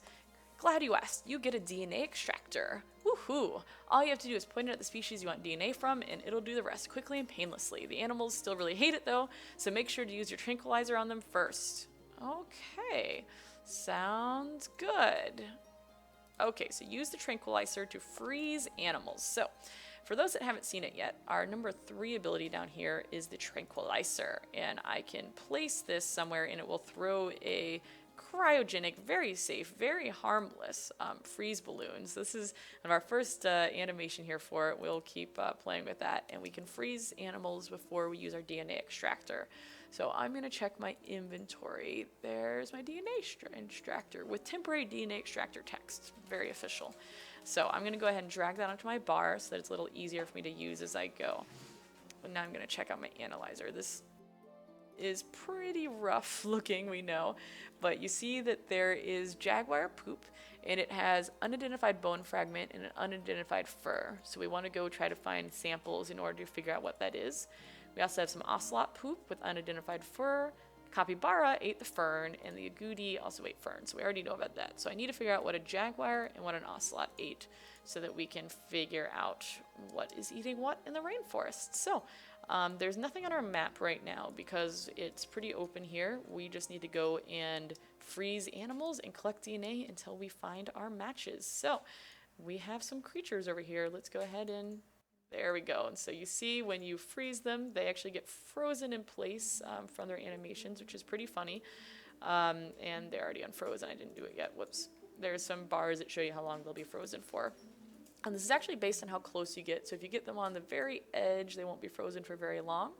So it's more of a skill shot. If you get them right in the middle, they'll be frozen for quite a while, so you have more time to do things. So let's go ahead and extract some DNA. Oh, DNA match agouti. Cool. So let's go see what ate agouti. It looks like the jaguar, that fur actually belonged to an agouti. And from the ocelot, it also belonged to an agouti. So all we're remaining is to figure out one more thing that the jaguar ate right now in its poop. So let's go ahead and try one of the capybaras. And if you haven't seen these guys in real life, they're really awesome. Okay, oh, and DNA match capybara. Okay, well, that one was pretty simple right now. Let's go ahead and head back then to Cherie to tell her what we found. Cool deal. Just keeping an eye out on the dialogue here. Anything happen in chat? Looks like things are pretty normal. Okay, oops, let's go to Cherie. Alright, now you know exactly what these animals have been eating. That means you can make me a food web. Aren't you guys glad I don't do the voice acting? Okay, a food web. Many plants and animals are relied upon by other animals for food, and all of these relationships create a web of interdependence in the ecosystem. So, it's a web. Get it? Yeah, I got it. Now all you need to do is look at the data you've collected and make a food web. Okay, let's do this. So, whenever you have some special abilities like this that happen, I guess I shouldn't call it ability, more on a special UI that you're going to have to use or anything, you'll see the icons over here in your quest tracker. So I'm going to pull up my analyzer here, which showed me where I got everything, and then I have my flowchart maker. So I can actually drag and drop these around here, and we're using this right now for a food web. There's a lot of cool things we can do with it. So put my herbivores above the fern and kind of keep working my way up. So, okay, Let's go ahead and take a look. Arrows should flow of energy, show the flow of energy, and therefore should point from food to the species that ate it. So we wanted to put a little hint here, because those that haven't done food webs might think that the arrows are supposed to show what ate what, and it does, but it goes from the fern to the capybara, because the energy goes from the fern to the capybara and starts with our producers. So we'll go ahead and do that here. So I know that the capybara and the agouti both ate fern. And then my jaguar ate capybara and agouti. So I'm going to go ahead and capybara to jaguar and agouti to jaguar as well. And my ocelot ate an agouti. So there looks like our web. Now the jaguar could eat the ocelot, but it wasn't in the sample, so we're not going to say it right now because it just didn't happen to get in the poop we collected. So I'll go ahead and submit it. It's beautiful. Yes, it is, Cherie. We did a great job because we are really awesome. Okay, so I'll go ahead and turn that into Cherie now. Cool beans, you've officially completed your rainforest orientation. The crowd goes wild. Yay, good for you. Woo, you did it. Okay, don't patronize me. Don't get all salty with me. You did good. Wow, your grammar is not so awesome. Thanks for your help today. It's Cherie. It's in character though. It's not Carolina or Alexander and just follow. They did that on purpose. Okay, I didn't want to get in trouble. I've had students flat out refuse to finish the rainforest orientation with me before. I'm glad you're not one of them. There's way more awesome stuff to do here than pick up poop. I could have opted out of this? Yep. What? You just think somebody in Espeth asks you to do something, you have to do it? You are a noob. Aw. Anyway, I promise that not everything in here has to do with poop. Wait, Mr. Tips, stop. That's not a toilet. That's my tablet. Aw, yeah, I guess there's more poop. Okay, well, at least we got our table. So there's a couple more quests we can do here. It's collecting poop. You just told me it wasn't all poop, Cherie. Aw. You know what? I can't do this right now, Cherie. I can't emotionally handle this. And mainly, I want to go show you guys some of the other biodomes. So, real quick, do you guys want to go to the Mojave Desert, the Great Plains biodome, or the Himalayan Forest? You have some choices, and we have about 10 seconds of lag here, so I'm just going to have to babble for a moment while I wait on the chat to vote on what they want to see next.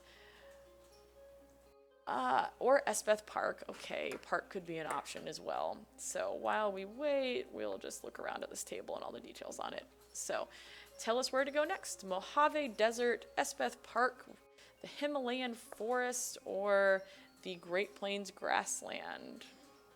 Looks like there's some cool Bunsen burner, microscope, test tubes, lots of fun stuff. Okay, well, we got 2 for Mojave and 1 for Espeth Park, so speak now, it looks like we're going to Mojave. Mojave, okay, Mojave it is. Mojave and Himalayas, Linz. Well, Mojave it is. We got 3 for Mojave. Okay, welcome to the Mojave Desert. So, there's lots of cool stuff to do here as well. It may or may not involve picking up poop. So let's go ahead and grab a quest and then we'll go check it out. Helping Hands and Scans. What is this? I actually haven't done this quest yet, so it must be new. Greetings, I welcome your return. Though I do not have tasks for you today, my new assistant would likely be grateful for your help. You're further along in your studies and would have much to contribute. I've only done like 2 things. Sure, I'd be happy to help your assistant. Got it. Okay, I need to go talk to Indigo. So the other question she had right now for me was about a food web. So I'm not going to do that because you guys just saw a food web quest. So it looks like the quest icon's over here. We will head over to talk to her assistant and see what is going on over here. I actually don't know what this quest is. I guess you'll find out. I guess I will find out, guys. Yeah. You guys tested this quest? Of course. Okay, no problem. Farah said you're great. I'll try to live up to her praise. My name's Indigo. I've wanted to work in the desert biodome ever since I found out that it's home to lots of snakes. Ooh, everyone knows snakes are super. They're slithery and scaly and beautiful. I feel so lucky to be able to study them all the time now. Okay. I need to do a DNA survey of creosote bushes in the desert biodome, but I'm swamped with other work. Would you mind doing this task for me? A simple scan? No problem. Okay, so I just have to go scan some creosotes. So I'm going to zoom my map all the way in to make sure I go in the right spot. So it looks like this is my first one. Target successfully scanned, and then it disappears off my mini map, so I'll go scan all the creosotes. Cool deal. Oh, somebody else who's been playing just said they haven't seen this quest yet. Target successfully scanned. One more over here. Scanned. Deer mice. And some more creosotes. Scanned. Okay, return back to Indigo. Good to see you again. I'm finally starting to catch up on work, thanks to you. How did your scans go? Well, that only took you like 2 minutes, but okay. It was super easy. Let me take a look. It looks like you scanned the same plant several times. Actually need DNA samples from different bushes. Yeah, that can't be right. Unfortunately, that's what the scanner says. Well, you're wrong. Why don't you try scanning the different creosote bushes again? Maybe the scanner was malfunctioning. It'll probably be fine this time. Fine, but this is inconvenient. Okay, let's go do it again, you weird person. Target scanned. Scanned. Let's head over here, do some more creosote bushes. Scanned. And the last patch of bushes. Scanned. Okay. Indigo, let's do that. Thanks for rescanning the bushes. It was strange that all the DNA was identical last time, but hopefully we'll get different results this time. Here's hoping. It happened again. All the DNA scans are the same. You're sure you scanned different versions? Yes, I'm 100% sure. I trust you, especially this was your second scanning attempt, so I'm glad that's what it takes. The only thing we can do now is bring the data to Farah. She has so much experience that she has to know what to do. Check in with her and see if she has any insight. Okay, I'll go talk to Farah. No wonder you're the assistant. Okay. Lots of animals running around over here. I'm just going to go to first person so you guys can see a little better. And while we're running them around, we might just want to freeze a couple things for fun, right? Right? Oh, man, there's a cougar. Oh, I missed it. No, I want to wait for them to run again. Okay, I'm getting really distracted now. This is what happens. And, okay, well, apparently I'm just failing to throw balloons because I'm terrible. And it might be slightly buggy. No, you have to move. It's way more fun when you're moving. Okay, well, there we go. We just took a cheap shot. Okay, well, that was pretty terrible, but the cougar is looking really cool, as are the mule deer. Okay, head over to Farah.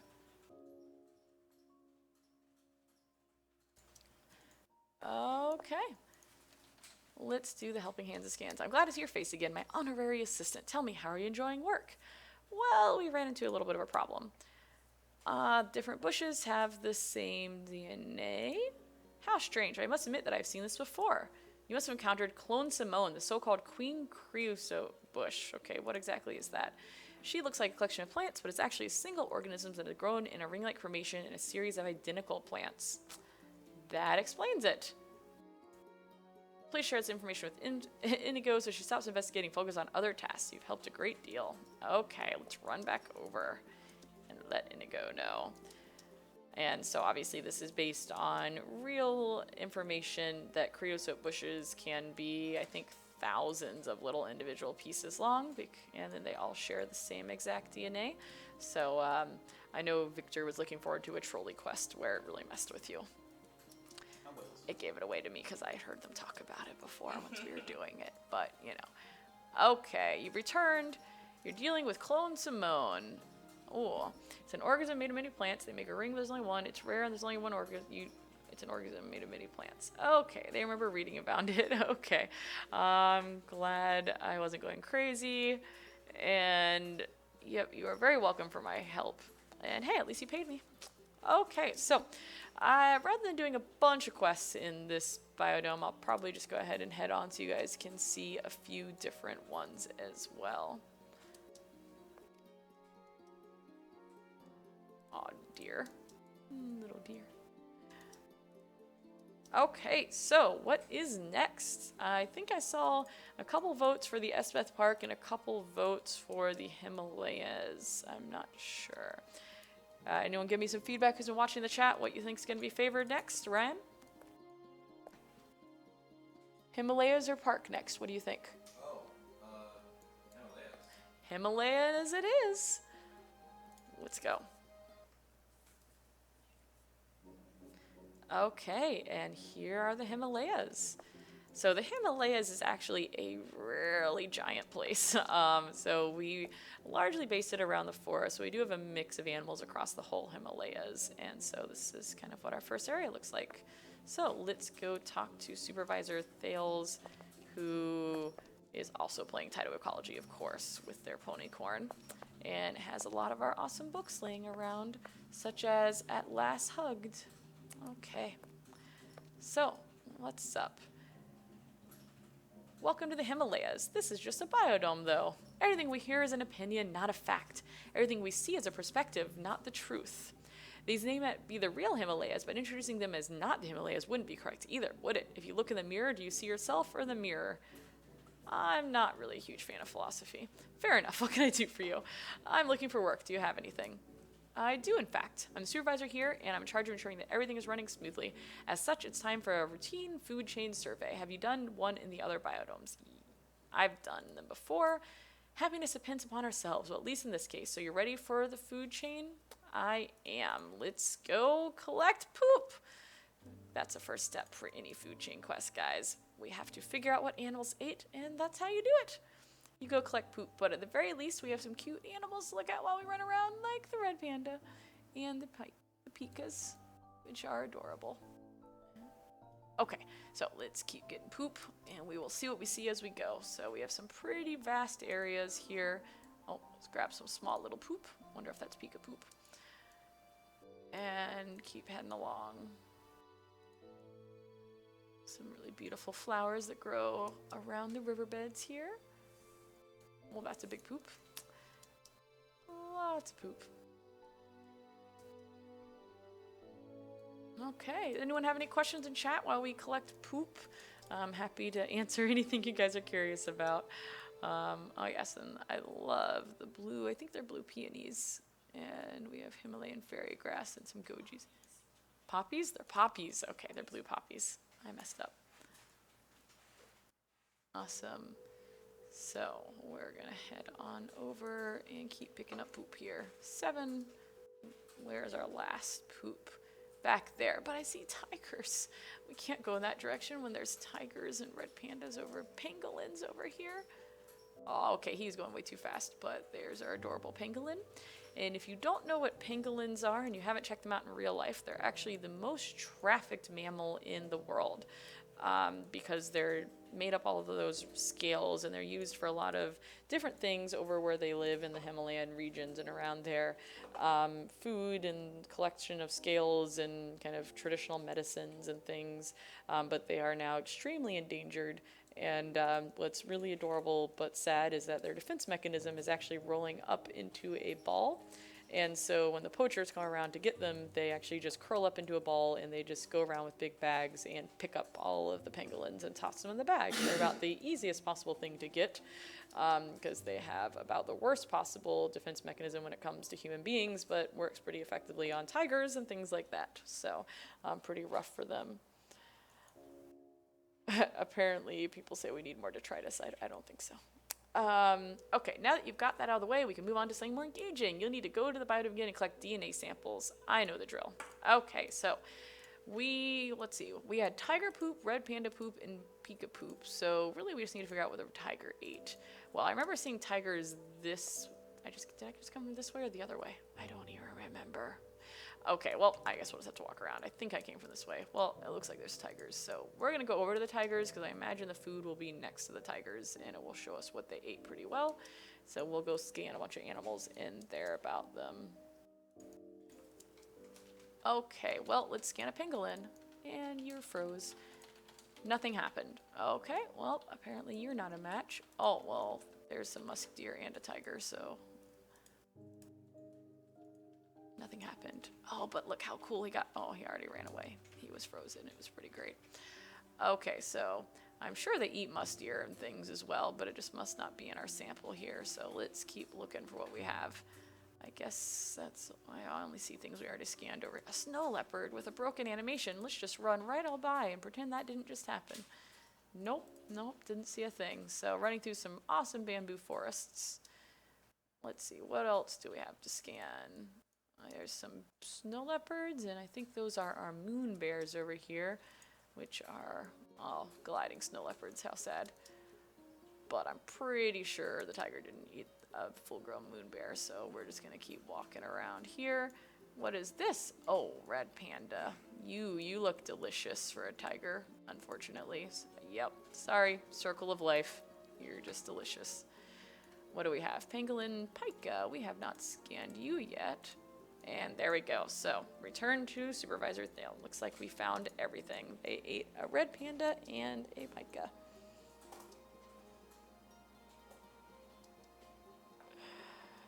Okay, so heading back, checking it out on the chat here. Looks like you guys are having fun.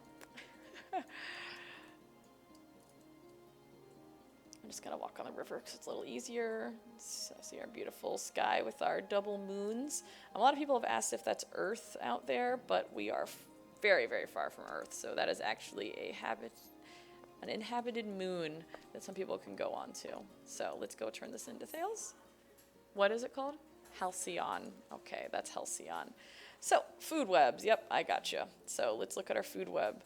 So, let's go ahead and reference it and make sure we get everything right here. And I'm going to go ahead and rearrange to make this a little easier and start with our base level, which is our producers, and then our herbivores, and then our carnivores. So, this probably makes sense. So, tiger ate the panda and the pika.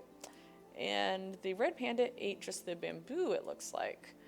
And he ate the fairy grass and submit.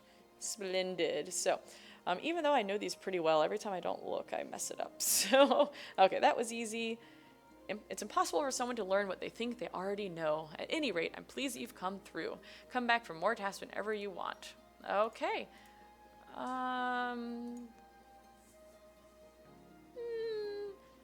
Tyto keeps a collection of DNA samples from all of the plants and animals in the biodome, but I noticed that one of the samples has been compromised and needs to be replaced. This is going to involve poop, isn't it? People are disturbed not by things, but by the view which they take of them. But yes, this does involve poop. Well, let's just head back and do something else. Mainly just because I want to show you guys more areas. Okay, checking a look at the chat. People are making fun of me because I don't play games very much because I'm so busy now. Okay, let's head into the Great Plains biodome because I think that's the only biodome we haven't popped into for a look yet, and I want to make sure you guys get a chance. We just have about 40 minutes left on our live stream here, so I want to make sure you guys see all of the cool ecosystems there to see. So it looks like we showed up just in time for night. We can see some buffalo in the distance. So let's see what quest Supervisor Ty has. A marvelous question. We're in the grassland. Okay, let's get to the point. And what are we gonna do? How do you feel about poop? More specifically, collecting poop. Just so you know, I live to scoop poop. What? Oh, apparently my hand was messing with the controller. Sorry. Okay, another food web quest. I think you guys have seen a lot in terms of just showing you, but what other prereqs to the fun quest in here that I want to show off that's weird? I think you can go to Esbeth Park and do the Panganog and the commensalism quest. Oops, did I give that away? Oh, well then. That's a prerequisite for doing the detective quest in here? No, it's a separate quest No, I know what that is. I was just asking what the prerequisite for doing the new quest in here was. the Jackrabbit quest. Yeah, I think there's like I can look it up real quick. They don't know what the prerequisites are. Apparently you can't keep track of every prerequisite on 30 quests. So yeah, this is the grassland. but we're not going to actually collect and do a whole new food web because you guys have already seen enough food web quests. So I'm going to cheat and do /unstuck, and that will get me back to the beginning here so that I can leave. There are some different quests in here, but you have to do some prerequisites. We wanted to make the beginning part doing the food webs. That way you kind of got familiar with what's going on in each biodome and what animals were in there. And then there's some other quests you can do after that point.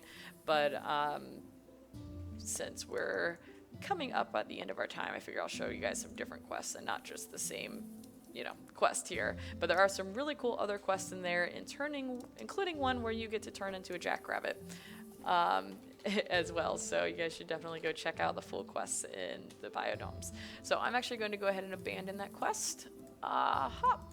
And find some new quests. So there are 3 quests I can do over here, and I think Victor wants me to go do the commensalism quest, so we will head over and do that since I know where that is. And yes, he gave away the answer, but that's okay. So, and we can enjoy the beauty of Espeth Park and our bioluminescent Elica plants as we go.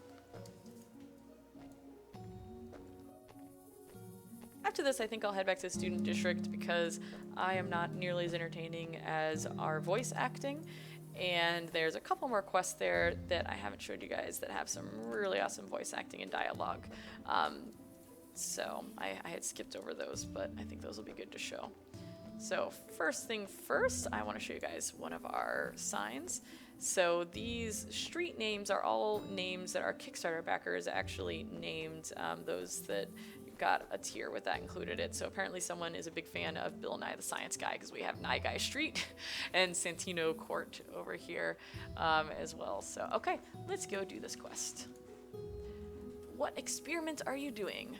You're observing these panganogs and geppettos. See them? I've noticed that geppettos and panganogs form groups near each other, but after doing some research, I figured out it only happens near Pygia trees. Sounds interesting? I must know what's happening to make this phenomenon occur. Are these species interacting, or is the fact that they group up near Pygia trees a coincidence? Okay, I can help with this mystery. Now that you mention it, you could use your scanner to see what's going on over there. I want to know if a relationship exists between panganogs and geppettos. Could this be a symbiosis of some kind? What symbiosis? What is that? Relationship between 2 species. There are 3 types: mutualism, commensalism, and parasitism. What are their differences? Mutualism is when 2 species benefit. Commensalism is when one benefits and neither the other isn't helped or harmed. And parasitism is when one species is helped while the other is harmed. So we needed to give a little bit of background information.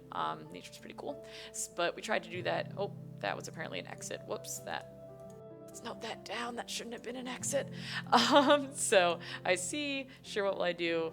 And I get a cool new jacket. So we're going to go ahead and do this quest. And yeah, we have to give a little bit of background information, but we definitely tried to do that as quickly as possible to get back into you actually being able to do some things and then figure it out and learn as you experiment and do the quest. So looks like there's some creatures here and I need to look for evidence. So that means it's time for my observation mode. There is a lot of evidence over here. Okay. Pygia fruits have hard shells. Okay. What's happening over here? Whoops. I did not mean to do that. Geppettos cannot break through the exterior of the hard shell. Aw, he's not able to eat it, poor guy. The Pygia tree has many fruits. Over here, the geppettos don't fight over the fruit seeds, so well, that's good. I'm glad you guys aren't fighting. And they eat the seeds from the discarded fruits, right? That's what they're doing right now. Oh, there's one more up there. Okay, let's get I think that's our last observation. Panganogs don't eat certain parts of the fruit. Oh, you wasteful panganogs. You're leaving some of the fruit after you're done. Okay, well then, I think we have some good information to go back to Tandis with. So, what relationship is this? Commensalism, I think one's benefiting. Proceed. Commensalism and taking place. So, what problem is starting this behavior? We want to understand the causality. Okay. So it looks like I think that's because, like how I'm pretending I don't know the answer already. The geppettos can't break through the exterior of the Pygia tree fruit. Actually, I think that one should be second. The Pygias have hard shells, so the geppettos can't break through. And panganogs don't eat certain parts, and the geppettos eat from the discarded fruits. And fantastic. We are convinced. Cool. So, nice little way to learn about it. We have a couple different quests. This one was a pretty simple detective quest. We have another one where you actually run some basic experiments by releasing flitter mice and seeing if they pollinate things and do different things like that help you figure it out. So as we continue to build, we'll be building in more ways for you to find evidence too, so that you can do more kind of basic experiments in the game in order to find out information as you go. So I'm going to go ahead and learn the desert jacket I got and add it to my inventory so that I can show you guys what the desert jacket looks like. So that's pretty fancy. I should probably do something to get some new pants. I'm still in my basic pants. I'm so basic. Okay, cool deal. So we are going to go ahead and head back and do a couple more of the voice acted quests in the student district so that I can stop reading everything to you guys because I do not do very good voice acting. No, that is definitely not my specialty here. So we will head back up to the transit center here. Also, we could run to our room again if anybody is interested, since we had a couple more furniture pieces, but you guys will just have to let me know what you're interested in. And I know some people are interested in chat right now and seeing what some of these plants are called. Pretty soon we will be getting a biodex in here, which will have your index of all of your living things, and you can read about our alien species. I know the animals give it away right now because they have names above their heads, but none of the plants do. So, yes, those are the Elica trees. Okay, so this is one of the first quests, since it's right in the front door, that we really intended on players doing. I ran by it earlier while I was talking to everyone. Oh, it looks like my quest came back. I'm going to re-abandon it. I don't want to have that up. So we're going to go ahead and do this right now. That will be fun. Hello? I'm so sorry for your loss. My loss? Your planet, Earth. I know you're an evacuee. I always notice a new face, and all of the new faces coming to Esbeth are from Earth because of the evacuation. I'm honestly not that upset. I'm not feeling it. My parents both came here from Earth. I thought it was cool that they both lived in a spaceship for 4 years. I used to love watching the Pathfinder ships land here with new Tyto students. But now... You don't enjoy it anymore? No, of course not. I used to look at the Pathfinder ships landing on the water and think about how cool it must be to travel in one. But now that the Pathfinders are filled with people who have just lost their whole planet, Don't cry. I'm sorry. I'll try to stop. It's just I've lived here in Esbeth all my life. I've always had enough to eat. I can go to school every day. I've never lost anyone close to me. Why should I be so lucky when people like you have nothing? I mean, I have like 5 pieces of furniture now. Life is unfair, but we shouldn't give up. You're right. Life is unfair, and I've gotten the better part of that. I've never really lost anything or anyone in my life, and I have everything I need. Yet, here I am, sad and weepy, when I could be using what I've been given to actually help others. Now you're talking. I came here today because I felt like I had to do something to help the evacuees. But maybe it's not my place. Maybe someone like you would be better able to help them, though. Would you talk to some of them? Sure, I can go talk to some evacuees. Cool. So as you may be figuring out, Esbeth, the city here, has been around. I think it's been established for about 80 years before our players start coming into Esbeth. Caroline is looking to see if I mess anything up very carefully. And so many of the players, and kind of you as a player yourself, are considered an evacuee because you came here from Earth, and this is your beginning of your new life here. But other players... or the characters in the game, some of them actually were born here. We have a couple generations now in Esbeth, and other people came over originally when it was just a center for research and things like that. But now that Earth has been in decline and more people are evacuating and coming here, the population has been growing a lot more recently. So there's a lot of kind of interesting discussion around people understanding that and whether or not they actually have even ever seen Earth or been to Earth. So... yeah, let's talk to evacuee Francis. He's our first one to talk to. Did that guy tell you to talk to me? Who? You know, that guy over there? I spent 4 years sleeping in a refrigerator, and as soon as I set one toenail on this nice sunny planet, some weepy do-gooder comes swooping in, crying about how he's sorry for my loss. He just thought I could help you. Yeah, you're not the first person who's tried to speak to me this way just because I'm an evacuee. What do you mean? Picture this. You're living on Earth with your family, You're sick, everyone's sick, there isn't enough to eat, and you're generally having a bad time. You with me so far? I'm with you. One day, you hear that the whole planet is being evacuated. Not only that, you've been handpicked to attend Tyto Academy, the most prestigious university in the galaxy. You and your family will be able to start a new life on a new planet, one that isn't totally broken. Go on. You go to the nearest space station, you and your family receive medical care for a few weeks, and then all of you blast off and travel to a distant planet. This planet's got healthy plants, animals, lots of sunshine, and clean air. Plus, you and your family are given a place to live and jobs. What's the catch? You're thrilled about your new life, but every time you meet a native Espethian, they give you a long face and mumble something about how they're sorry for your loss. Then they feel too awkward to talk to you about anything except the evacuation and how hard it must have been. I think I'm understanding. People keep treating me with pity instead of respect. Back on Earth, I had weeks to get used to the fact that I'd be leaving my home planet. I was upset and scared for a while, but I'm not anymore. Now that I'm here, I just want to enjoy myself. I want to meet new people and make friends. I can't do that if everyone thinks that they already know who I am. So you want to be a person, not an evacuee. Thank you. I'm sorry I snapped at you. I guess I just thought that if I'm okay with leaving my planet, everybody else would be okay. Especially if they've never left a planet in the first place. Thanks for explaining to me. That's the best thing I've heard all day. I'd love to see an Espethian movie. Hey, I think what's our up with dialogue might be Espethians misconnected and there. that I didn't chubby offer yellow to see a unicorn movie I with keep you. seeing everywhere? Is Whoops. that from a movie or... Anyway, thanks for taking the time to talk to me. See you around. Okay, well, let's go. Nah, we're gonna talk to this person next. There's 2 more people to chat with. Espethian Michaela. Excuse me. Yes? I'm looking for something. Could you be more specific? I am looking for animals. Have you lost a pet? No, I do not have a pet. I am looking for animals. What types of animals? I am looking for horses, yes. Where are the horses?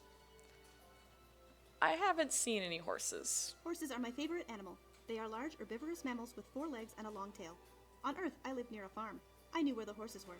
I would like to find the horses in Espeth as quickly as possible. I'm sorry, but there are no animal farms here. This is not good. I do not want to live somewhere without horses. I would like to go back to Earth now. I don't think that's quite an option. If Espeth has no horses, I do not want to live in Espeth. I am very unhappy about this. What about the biodomes? Biodomes. Why do you mention biodomes if there are no horses in Espeth? Okay, so I need everyone to vote. And I know this is going to have a delay. Should we say there are deer, there are antelopes, there are rhinos, or there are dholes? Yeah, so what are we going to talk about while we wait on that? Yeah. There's lots of cool things to do. Mm-hmm. And for those that don't know, dholes are in the Himalayas. Yeah. Yes, dholes whistle. One of our awesome YouTubers, I guess not ours, one of the awesome YouTubers who likes to play Tyto Ecology, Gray Still Plays, was very surprised when he set down a dhole and heard it whistle.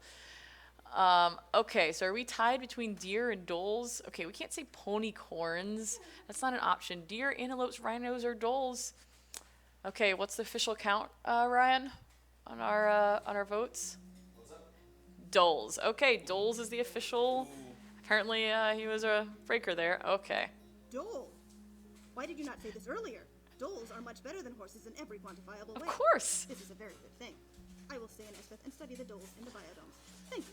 This has been helpful to me. Whew. Goodbye. Glad I could help. Okay.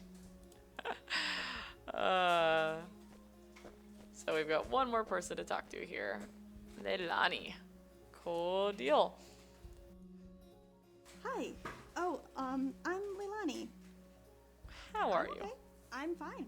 Really, I'm definitely doing good. I'm like totally 100% great. Really. You seem like you aren't actually okay. I'm not. You're right. I'm sorry. I know we don't know each other, but I'm an evacuee and I'm just feeling really, really overwhelmed. I'm an evacuee too. Really? Oh my goodness, I'm so relieved. I don't have any friends here.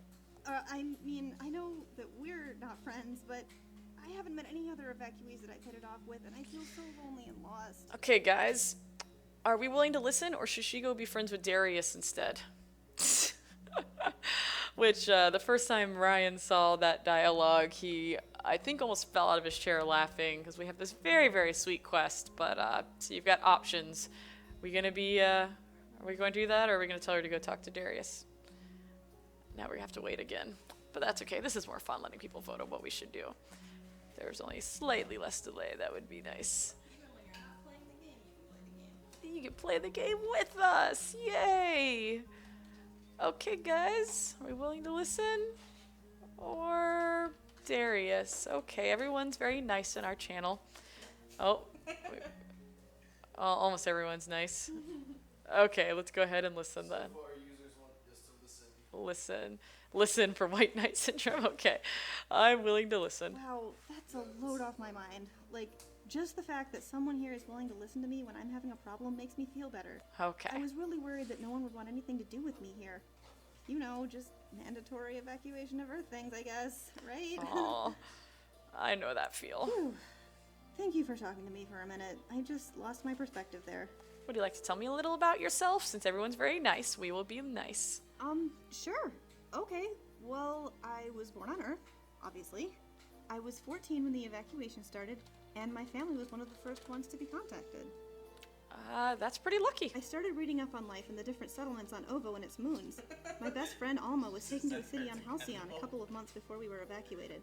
I missed her so much, and I was hoping that my family and I would be moved to Halcyon too, so that I could be with Alma. What happened next? Well, I received word that I'd been selected to study at Tyto Academy, and that my family and I could move to Espeth if I accepted the offer. If I decided not to study at Tyto, though, we'd be moved to a settlement on Halcyon, near Alma. That's a tough decision. I'd never felt so torn in my life.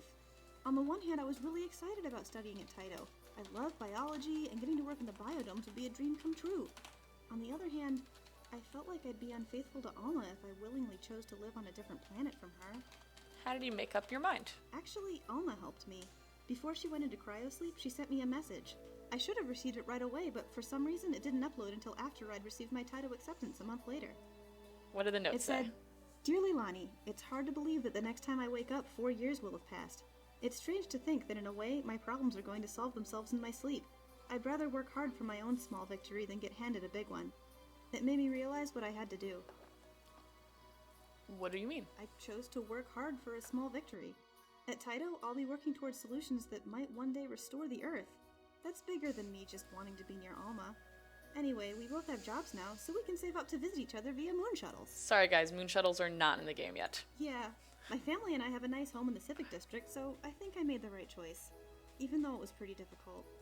Thank you for listening to me. I already feel more at home here. I'm glad we're both Espethian now. Cool deal. We'll go ahead and turn this in. And to answer the person who said they wish they could redo quests, that is one of the first things up pretty soon that we're going to start working on and talking about with the developers, is a way to enable that so you can reset and start over so that you can see things. And especially, you probably want to see all 4 responses: duels, deer, antelope, and rhinos. I've gotten to do that. And yes, the moons do have names. They are Halcyon and Valgard? Valgard. Halcyon is the inhabited one? They're both inhabited. They're both inhabited. Is the one that didn't need to be terraformed as much. Oh, in case you guys are wondering what I'm doing, so I've just realized. Unfortunately, right now we have a little bit of a bug, not a really problematic one, that gives you a scanner every time you have a quest you're supposed to scan things, so I'm just going to delete that. It doesn't take things back at the end, and it thinks that you have to give it. So, okay, I have a couple more quests I could do in here. Somebody keeps yelling about ponycorns, so I think we're going to go do a ponycorn quest real fast so that they can see more ponycorns. And you're very welcome, whoever is screaming about ponycorns over there. Yeah. So, let's go talk to Sasha. Oi! You look like a bright and capable cadet. What do you say to helping me track down some misplaced merchandise? That depends. A rascal of a hanging dog came through and pilfered all the ponycorns from our shop.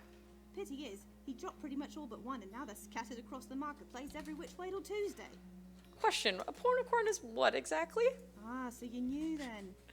Ponycorns are cute, fluffy, horsey plush toys full of love and joy and, well, you get the picture. You'll know it when you see it because frankly it's adorable. Also, there's glitter. Lots of glitter. Okay. And you want me to find them? Actually, I'd be much obliged if you would help out. I would track them down myself, but I need to stay put to help out my other customers. You understand. So what you say? Are you the bright and capable cadet I think you are? Glitter and fluffy plush toys? Yes. Okay, let's go find us some ponycorns. So I'm going to go into first person so you guys can see this is a ponycorn.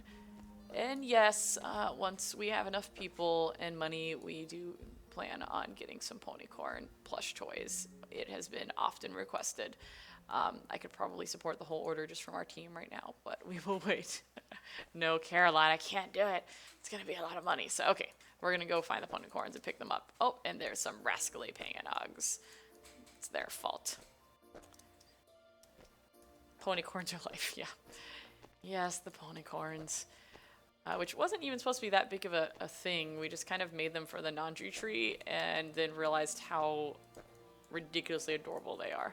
So when people actually buy the game and purchase the early access on the website, we actually did a couple t-shirt designs, and one of them that you can get right now is a ponycorn. So it does not look quite like the ponycorn t-shirt in here, because that would be expensive to do a cool raglan shirt with all the edges on the shirt. You brought all my ponycorns back and they're it's got a nowhere nice to big wear. ponycorn in the middle, so Glad to it's see you pretty didn't cool. get completely covered in glitter either. Takes forever to scrub off, it does.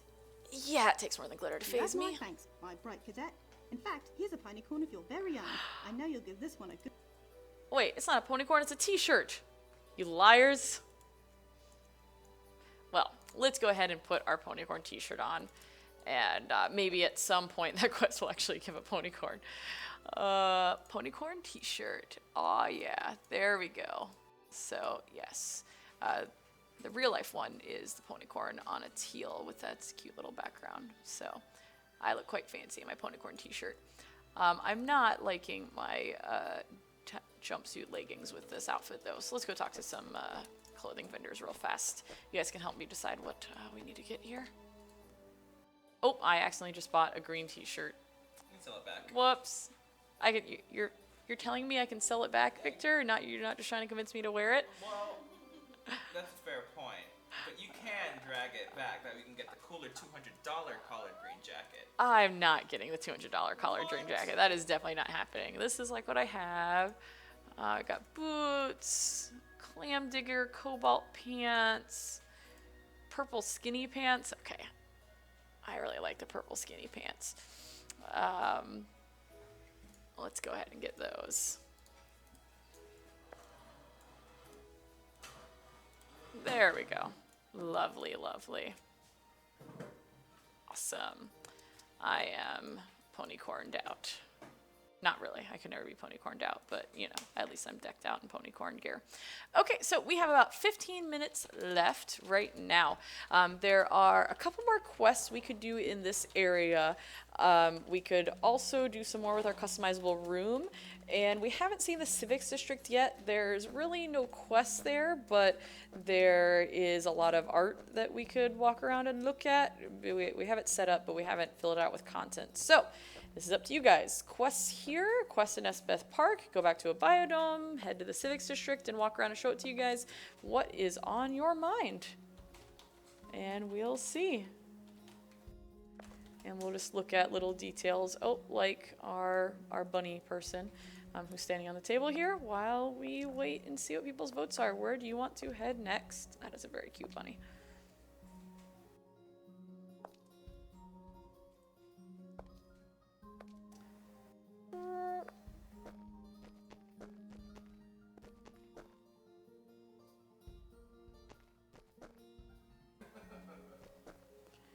Okay. Someone wants to look at the Civics District, so let's pop over there. And we will get it set up where you can order shirts. Aside from buying the game, there's been so much web stuff to do that we haven't done that yet. Architecture, give it to me. Okay, so we will head over to the Civics District. So this district is massive. It is about 3 times bigger than our current district. Or the student district is. So if you take a look at the map here, we just loaded in the transit building. There are 3 biodome areas and some other areas in here that have kind of their own key building each. The library, the art museum, and the town hall. Of course, we are actually in progress, so there's no promises you can get in those, but that's what we have here, and we're in the works. So this area, as you see, is pretty empty right now. There's not characters and stuff and quests yet. But we had it, so we wanted to go ahead and share it with everybody so that you could start taking a look. And we're definitely curious about your thoughts on what we could do with it as we keep growing it out. But as we run around, I will tell you kind of what we have in mind right now.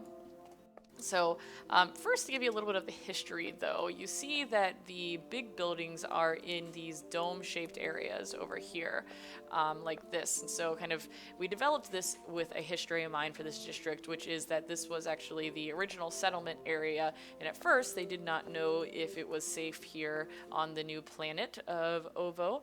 And so they actually had people living inside biodomes over here. But then over time, as we've expanded out and grown in the area, we've left the biodomes and kind of decommissioned and started spreading out into the world here. And so that's why we did this, and we kind of intended for it to be a bit more city-like than the student district, which is a little bit of a smaller, more welcoming, less overwhelming area to go into, while this is pretty big and can get pretty overwhelming. So you see up on the cliff sides here, we also set up some farms that people have and things like that that are going there. And there is a playground here. We're working on some custom animations, so the kids will be doing some stuff on the playgrounds and stuff. So this is more of kind of our active city life district. So we plan on doing some kind of entrepreneurship and different things like that in here. We have some of our Geppettos looking for food. So this first one was the library. So the building is actually intended to look a little bit like an opening book. There, and the library doesn't actually work, but there is a library up there that at some point we would like to fill out so you can go read some public domain open source books and things like that.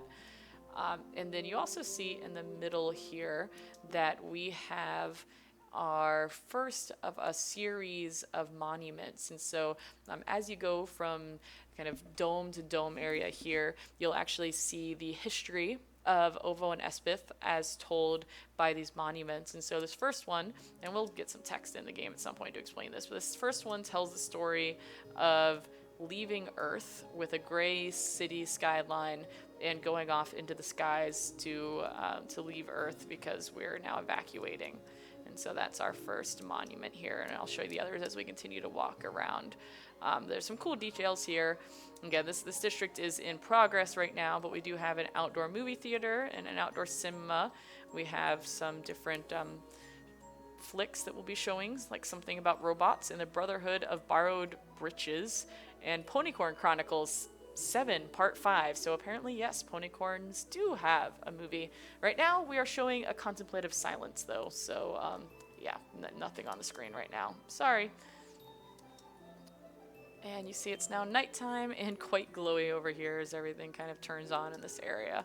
So we'll go ahead and head over to the next so that I have time to show you guys all the various statues and explain their meaning to you, because there's no way for you to figure that out yet as we leave this first area. And this rampway would take you up to the art museum, but we don't need to do that. So we will go ahead and head down the road so we can get to the next area. So again, this district is unfinished. Actually, one of the characters on the way in tells you to vote yes on the early access proposition to keep finishing it. So, you know, we'll keep building this out as we go and get more in there. So we'll go ahead and head up to the next district here, or next part of the district. Anyone have any questions or anything that I missed, Ryan? Looks like everything's going pretty swimmingly over there. Looks like there's some home areas. One of the things we'd like to do in this district is go ahead and turn one of these kind of building areas into a clubhouse area, so that at first we're going to do some pretty simple versions of clubs, but as we continue, we'd like to, you know, add kind of a club central area and things like that. That'll be fun. No questions, Ryan? And there's some more signs.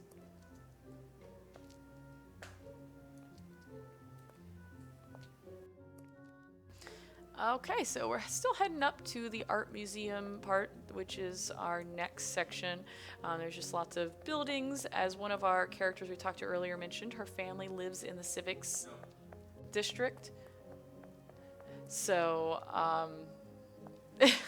sorry, apparently Ryan is randomly saying no in the corner. I'm not really sure why.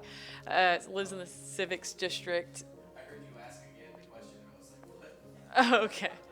Apparently he answered my question in real time, and then when it came through his headset as well, forgetting that he had already answered the question. So we are thinking about also, as we add new housing options, you'll be able to do it in different areas, including living in the Civics District and some of these buildings and things like that, so that you'd have some upgrade options that you can continue to move up and on with. So looks like we're about to come to the place where we can go to the Art Museum and the Town Hall. I know that is quite the hefty walk there to get up here. But hey, that's one reason you guys are all excitedly waiting for transport options, right? Yay.